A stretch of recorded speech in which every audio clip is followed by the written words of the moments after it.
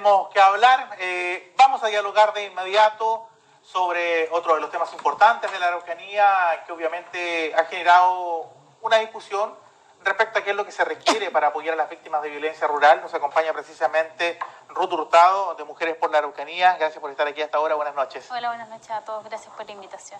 Hay un tema que obviamente es lo que ocurrió recientemente con el anuncio del presidente. Lo están pidiendo además otras organizaciones como los MIPYME, los comerciantes, pero el gobierno dijo que en esta primera oportunidad los beneficiados iban a ser las víctimas de violencia rural respecto a condonar no la deuda, sino que multas e intereses de deudas tributarias. Exacto. Y del impuesto territorial, lo que le llamamos comúnmente contribuciones. ¿También lo va a considerar? Sí. Ya, aclárenme una cosa, porque se hace esta distinción con el resto de los comerciantes que también lo están solicitando, pero se beneficia a las víctimas. ¿Cuántas víctimas podrían ser las beneficiadas? Porque hay un registro del gobierno de casi 500 víctimas. Exacto. ¿Coincide eso con lo que ustedes manejan? Sí. A ver, primero, como tú decías, es bueno aclarar que esto no es una condonación tributaria, es una condonación de multas e intereses del tributo, ¿cierto?, que está adeudado. Además, hay que cumplir ciertos requisitos para poder postular a este beneficio. No es que por ser víctima y estar en el catastro se va a adjudicar, digamos, este beneficio. Hay que, además de estar inscrito en este catastro, hasta el 30 de junio, o sea, los que se inscribieron después no van a acceder a este beneficio. O sea, hasta el 30 de junio los que tienen una denuncia formal ingresada en la policía o en la fiscalía. No, en el catastro. Independiente que no hayan hecho la denuncia y que... No, sí, porque para poder estar en el catastro tienes que haber acreditado, digamos, haber sido víctima de violencia, y eso se acredita a través de una denuncia en fiscalía o en una de las dos policías.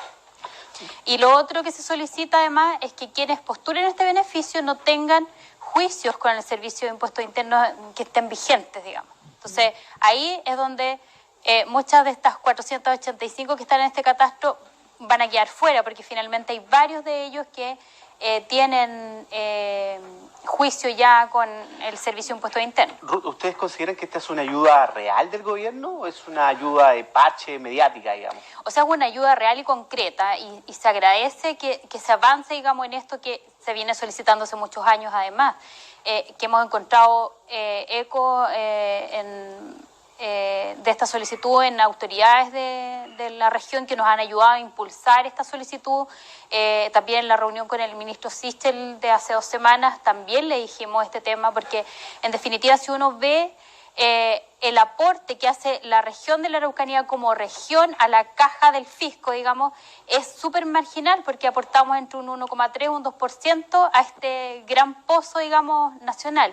Entonces, si bien la rebaja es un beneficio directo hacia las víctimas, el impacto que va a tener en no recibir estos intereses y multas es, la verdad, que es mínimo comparado al beneficio que sí recibe la gente, porque muchas veces los intereses y las multas doblan o triplican la deuda inicial del giro, digamos, que habían tenido en el Servicio de Impuestos Internos. Pero hay otro tipo de ayuda que son las indemnizaciones, ¿no? No hay indemnizaciones. Ya. Eso es una mala palabra. Perfecto. Usada por muchos. Y el Estado, entonces, se habla de reparación e indemnización, y eso en la práctica no existe. Lo que hay son ayudas en fomento productivo a través de Cercotec. Todo a través de proyectos, ¿no? Sí, o ayudas a través de INDAP o FOSI, pero también a través de proyectos, que en esto tampoco calzan todas las víctimas. O sea, eso también igual es importante dejarlo claro, que hay ciertos requisitos que siempre tienen que cumplir, y por este motivo se va, digamos, haciendo una selección, y no todos pueden postular a estos beneficios. ¿Cuánto es el monto que se ha pagado, sabe usted, más o menos, de cuántas víctimas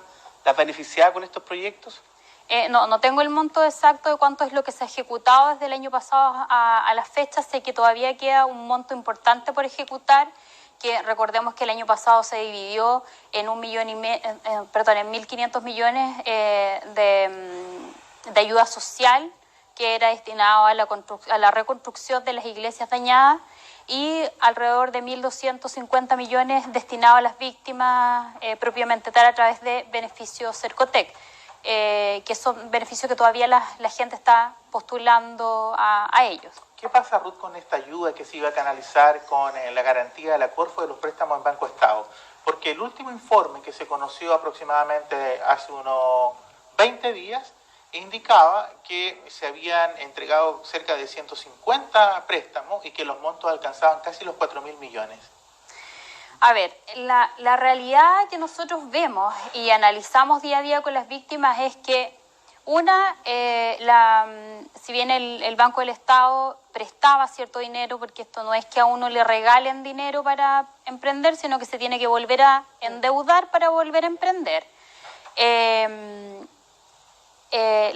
Las personas postulaban, pero se supone que Corfo otorgaba una garantía entre un 80 a un 90% de aval.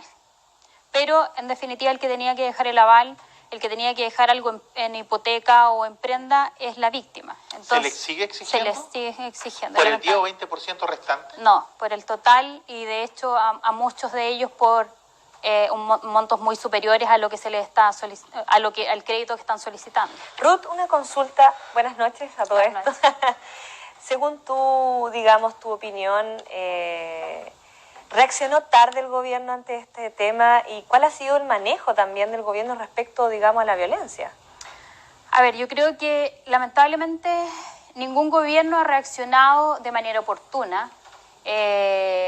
No han habido, lo que yo les mencionaba hace un rato, no han habido indemnizaciones propiamente tal a las víctimas.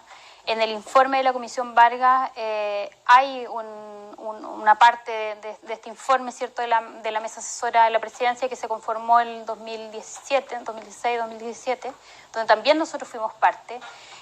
Habla de el tema de la indemnización y reparación a las víctimas como indemnización de perjuicio, como indemnización por daño moral, daño emergente, lucro cesante, que es lo que la gente hoy día sufre al perder, porque no solamente pierden su maquinaria, hay muchos que pierden su poquita producción o pierden su casa que habían logrado construir luego de haber trabajado muchos años, y con las jubilaciones, en el caso de muchos profesores, construyeron sus casas o compraron parcelitas de agrado y que hoy día están en ruinas. Entonces, claro... Eso es porque han tenido que abandonar esos campos, ¿no? Porque las casas están quemadas o porque han sido amenazados y han sido despojados de lo que les corresponde, de sus propiedades. Entonces, el Estado ha sido ineficiente en prestar, en dar la seguridad necesaria a los ciudadanos de nuestra región, porque en el verano lo pudimos ver, no solamente fueron afectadas las víctimas, el comercio fue afectado, la gente tenía que cerrar antes de la hora, habían días que no podían abrir, o sea, este año vimos que hubieron víctimas de manera indirecta, afectadas con todos estos sucesos de violencia que lamentablemente han ido en escalada. Lo vimos en el primer trimestre con los índices del barómetro. Nosotros llevamos además un calendario mensual, el calendario del terror, le llamamos nosotros, con los acontecimientos que tienen y no tienen denuncia, porque el barómetro es solamente lo que está con denuncia formal. Pero si uno compara, en realidad esto ha ido subiendo, las víctimas es una cosa, digamos, no es que hoy día tengamos 100 y mañana tenemos las mismas 100, muchas veces se repiten los nombres porque se repiten las mismas personas soportando 1, 2, 3, hasta 20 atentados, muchos de ellos. Entonces, la verdad que las ayudas han sido insuficientes. Ruth, ¿hay personas mapuches dentro de APRA o dentro de las víctimas de violencia rural? Bueno, yo pertenezco a Mujeres por la Araucanía, sí, pero en todos los grupos hay víctimas mapuches. Lo que pasa es que aquí esto no discrimina, esto es transversal, afecta al grande, al pequeño, al mediano, al mapuche, al no mapuche, al que tiene ascendencia alemana o al que tiene ascendencia italiana. Eso, la verdad que da lo mismo. Antiguamente veíamos que los comunicados de la CAM, por ejemplo, siempre estaban relacionados a los latifundistas, a los grandes agricultores con grandes extensiones y principalmente a las forestales. Pero si uno analiza en este último periodo, en estos últimos años, los ataques a las forestales han sido casi cero. Quienes se han llevado los ataques realmente han sido los contratistas forestales, los que trabajan para las forestales. Entonces, la verdad que es desanimante muchas veces este tema. Nosotros miramos con optimismo este anuncio porque creemos que es un paso para seguir avanzando en nuevos anuncios y nuevos beneficios para quienes han sido afectados ya por casi 22 años. No es poco tiempo. ¿Cuál es el protocolo para que una persona sea víctima de violencia rural? Uno puede decir, claro, O sea, protocolo no existe para ser víctima. Son obvios porque se quemaron las dependencias, se quemaron las máquinas. Pero la pregunta va, me imagino que tiene que existir un protocolo, ¿no? Un protocolo digo porque han habido autoatentados también en la zona, ¿no? Exactamente. Tenemos a lo menos 2 autoatentados, un camión, un jeep, personas que quemaron estos vehículos y que luego cobraron su seguro. Exacto, nosotros hemos sido siempre bien categóricos en estos temas, en rechazar a quienes se han querido aprovechar de la violencia, a quienes han querido lucrar con esto. Pero exactamente, o sea, existe una investigación, que Fiscalía, en definitiva, es quien determina si esto es un hecho de violencia rural, como se le llama malamente, porque no existe en nuestro ordenamiento jurídico ese ¿Cómo concepto. le llaman ustedes entonces? Es que hay delitos, crímenes y hay terrorismo, dependiendo... Pero la tipificación de violencia rural se la da el gobierno, ¿está equivocado entonces el gobierno? Es que esa tipificación en nuestro sistema penal no existe. No existe, pero sí existe en el vocabulario del gobierno, entonces una mala tipificación. Lo que ¿Es pasa una es que tipificación equivocada? no sé si equivocada, yo creo que usan eufemismo de repente porque además que son varios delitos, porque no todo es terrorismo, no todo es crimen y no todo es delito. Entonces, yo creo que para poder hacer como un saco, digamos, si por así decirlo, de todos estos ilícitos, lo llaman violencia rural. De hecho, en el comunicado que sacan los ministros cuando anuncian esta rebaja, le colocan ahí que son víctimas de violencia rural. Exacto, porque así de alguna manera encierra, como te digo, todos los ilícitos. Y estos ilícitos son delitos o son crímenes o son actos con connotación terrorista. Entonces, Ruth, para que quede claro, la Fiscalía es quien determina, ¿cierto?, si esto corresponde a un hecho de violencia rural, ¿no? Exacto. ¿Ustedes no están de acuerdo con la función que ha tenido la Fiscalía en las investigaciones? Cuando ustedes hicieron esta manifestación hace unos días frente a la Intendencia, hablaron algunas de las víctimas y decían que no pueden estar conformes ni con el trabajo de la policía ni del Ministerio Público, porque después de cientos de denuncias, la cantidad de casos resueltos desde el punto de vista de identificar a un autor y que tenga condena es mínimo. Claro, efectivamente los resultados de las investigaciones no son los que nosotros quisiéramos, porque muchas veces las víctimas cuando van a denunciar, ellos dicen quiénes probablemente podrían ser, porque muchas veces ellos actúan a rostro descubierto. El problema de esto es que sabemos que para imputarle a alguien un delito o un crimen tenemos que tener pruebas, y muchas veces esas pruebas no están. Nos gustaría que el trabajo fuera más eficiente, que el trabajo fuera, que tuviéramos mejores resultados, que las policías se dedicaran, digamos, a la investigación criminal, que hubiera un equipo más especializado en cuanto a inteligencia. Nosotros hace un tiempo solicitamos también que la ley de inteligencia fuera cambiada para que la inteligencia de nuestras Fuerzas Armadas no solamente fuera para los asuntos externos de peligro, digamos, del país, sino que también se ocupada en asuntos internos. Hemos solicitado mejor tecnología para carabineros, pero que ellos además sean capacitados para usar esta tecnología. Ruth, una consulta respecto al rol del subsecretario Villa y el ministro Chadwick en el contexto hoy en día de lo que, digamos, dictó la comisión investigadora, ¿cierto?, respecto a la responsabilidad política que tienen estas dos figuras. ¿Cuál, según usted, digamos, cómo perciben el rol de ellos? ¿Cómo han jugado sus piezas en este tema? ¿Ha sido un buen desempeño, un mal desempeño? La verdad que uno siempre quisiera que las cosas funcionaran mejor, que todo funcionara mejor. Pero la verdad que de alguna manera designarlos a ellos como responsables de algo que no estaba en sus manos, que fue una situación que en tanto ellos se enteraron de esto, los carabineros fueron dados de baja, hubo un procedimiento más o menos rápido en cuanto se conocieron los hechos de cómo habían sido, y dejando esto en manos de la justicia, porque finalmente es la justicia la que tiene que determinar cómo ocurrieron los hechos, quiénes son los culpables, ¿cierto? Pero Ruth, ahí se ocultó información, ellos dieron declaraciones, digamos, bien dieron declaraciones en realidad al igual en que el base... intendente.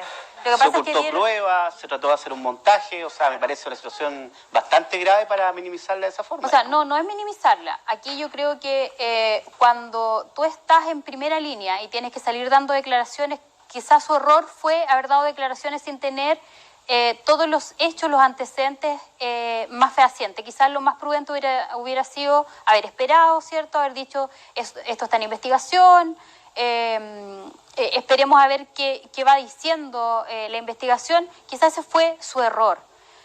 Como lo que tú mencionabas, lo que pasó con el intendente Mayor, que finalmente le costó su salida. Pero ante una situación tan grave, yo creo que ninguno está preparado para salir diciendo, y además que tú confías en la gente que supone que tú tienes a tu mando. Entonces él confió, digamos, en ciertas personas de la institución de Carabineros, porque aquí tampoco, es decir, todos los carabineros fueron personas, digamos, singularizadas, que todos conocemos sus nombres, que actuaron de mala manera, que trataron de encubrir esto. Entonces yo creo que ellos en ese sentido actuaron bien en tratar de sacar rápidamente a quienes habían cometido estos malos procedimientos, a quienes habían tratado de ocultar información. Entonces, yo creo que en ese sentido pueden haberse equivocado al haber salido tan rápido, pero también hemos visto la preocupación del ministro en relación a la situación que pasa en la Araucanía. Entonces tampoco hay que ser tan injusto de alguna manera en achacarle todo a una sola persona. Ruth, Camilo Catrillanca es víctima de la violencia que se vive en la zona, ¿no? Él debería ser también hoy día parte de estos beneficiarios de estos beneficios que está entregando hoy día el gobierno. ¿Cree usted que podría estar en esa lista? La familia, en este caso Marcelo Catrillanca, que es el padre. O sea, si lo vemos fríamente, la familia Catrillanca ha recibido mucho más beneficios que todas las víctimas juntas. Yo creo que también hablemos las cosas con claridad y no tratemos de alguna manera de bajarle el perfil o darle un carácter a una víctima más víctima, a la otra menos víctima, o porque es mapuche. Lo que estoy diciendo yo, tiene si usted cree una que él calidad tendría distinta. que estar en este listado que tiene el gobierno. Yo creo que si ellos consideran como familia tener que inscribirse, bueno, ellos lo tendrán que evaluar, no soy yo quien. Pero son quien víctimas toma... de la violencia rural también ellos, ¿no? No sé si son víctimas. Yo creo que eso lo va a determinar. En este Hay caso, una investigación. Camilo Catrillanca, un joven de 24 años que fue asesinado de un disparo en la cabeza. Exactamente. Yo creo que si su familia decide que ellos son víctimas de la violencia y se inscriben en el catastro y son aceptados, yo creo que esto no lo decidimos nosotros. ¿Quién lo decide? Esto lo decide el Ministerio Público a través de ver quién es víctima y finalmente se inscribe en Intendencia. No es parte de nosotros decidir quiénes se inscriben o no en el catastro. Porque Ocán Huilcamán, en definitiva, ha dicho que también se tiene que crear, ¿cierto?, una especie de informe Valech con los mapuches víctimas de la violencia que se vive en la Araucanía. ¿Qué opina al respecto? Yo creo que toda opinión es legítima, más allá si uno la comparte o no. Yo creo que él también ha hecho mucho uso de este tema de la violencia y él se ha beneficiado también para poder de alguna manera exponer su candidatura cuando fue candidato y qué sé yo. Pero yo creo que hay que ser responsable con estos temas. O sea, aquí por ejemplo, cuando se habla de hacer las modificaciones a la ley antiterrorista, él sale diciendo, hoy no quiero que victimicen al pueblo mapuche, nosotros no somos terroristas.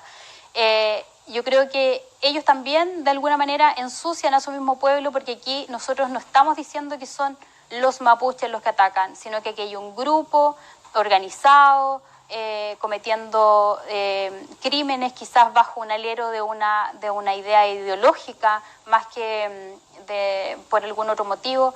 Entonces yo creo que también hay que ser prudentes en lo que se dice. Además, él ha sido un incitador de la violencia, lo hemos visto en las manifestaciones, cómo incita la violencia, cómo agrede a carabineros, cómo hacen uso de las calles sin tener autorización para poderse manifestar. Nosotros, nuestra manifestación fue pacífica, fue limpia, no quedaron destrozos en las calles de Temuco, salimos sin piedras, sin palos, sin agredir a nadie, con lo único que salimos con testimonios a contar la realidad de las víctimas y a pedir que las autoridades escuchen a las víctimas por fin, después ya de casi cumplir 22 años de este mal llamado conflicto mapuche. En esta manifestación a la que usted hace alusión, llegaron cerca de 300 personas. Estaba lloviendo ese día en Temuco. Sí, hacía mucho frío. Ustedes indicaron que este tipo de acciones se va a volver a repetir, pero en paralelo hubo varias acciones.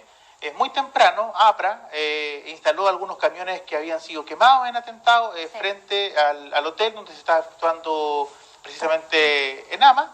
Y Enela, y luego de eso surgió un comunicado de una organización que dice que son una nueva organización que se denominan Basta. Ustedes también a través de redes sociales indicaron que ustedes no son parte de esa organización. ¿Qué es lo que es Basta? ¿Qué es una organización, un movimiento? ¿Qué es lo que es? A ver, comentarte un poco lo que pasó ese día 27. Nosotros, como tú decías, organizamos esta manifestación en la Plaza de Armas, se pidieron las autorizaciones correspondientes a la gobernación y a la municipalidad. Paralelamente a eso,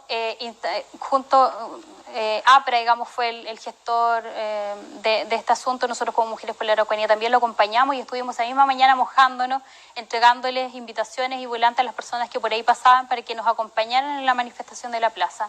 Y como tú dices, efectivamente ese día surgió un movimiento del cual nosotros no formamos parte porque desconocíamos que iba a ser el lanzamiento de este movimiento. Pero yo creo que todas las voces que se levanten, así como CEDLA, que también es un movimiento ciudadano, que también surgió en defensa de la ciudadanía, yo creo que siempre es bueno que haya más gente solicitando lo mismo. Entonces, cualquier iniciativa que sea para levantar de alguna manera el tema de la Araucanía siempre va a ser bien recibido. ¿Ustedes van a realizar nuevas manifestaciones? Sí, tuvimos una reunión la semana pasada para evaluar un poco lo que había sido la manifestación y ver cuáles iban a ser nuestra línea de acción, y creemos importante seguir en esta línea de solicitar algunos beneficios para las víctimas, ojalá lograr la ley de reparación, y vamos a hacer manifestaciones como intervenciones ciudadanas, no solamente manifestaciones masivas, sino que van a haber otras cosas que vamos a intervenir ciertas partes de la región para poder dar a conocer, así como lo hemos hecho anteriormente con muestras fotográficas, con muestras de los testimonios de la gente, para que la gente vaya conociendo y vaya viendo el rostro finalmente de las víctimas, no solamente una máquina quemada. Ese día nosotros tratamos de alguna manera poner un eslogan sobre la máquina, que no era solo una máquina quemada, era un sueño, eran años de inversión, era una familia que quedaba sin ingresos, era un trabajador que quedaba sin trabajo. Entonces, que más que el fierro quemado se vea finalmente qué es lo que sufre hoy día las víctimas de nuestra región. Ruth, te queremos dar las gracias por habernos acompañado esta noche en el Tenemos que Hablar y abordar esos temas. Sin duda no será la única oportunidad y estaremos atentos sin duda a estas campañas de visibilización que ustedes van a iniciar y de manifestaciones públicas, ¿no? Les estaremos contando, así que para que nos ayuden a hacer difusión de ellas, y gracias por este espacio para poder contar lo que viven las víctimas de nuestra región. Gracias, muchas gracias por estar esta noche, Ruth. Nosotros, como es habitual, nos vamos a despedir de inmediato. María Bello, gracias por tu presencia nuevamente en los estudios de Autónoma. Temas interesantes y que tienen una mirada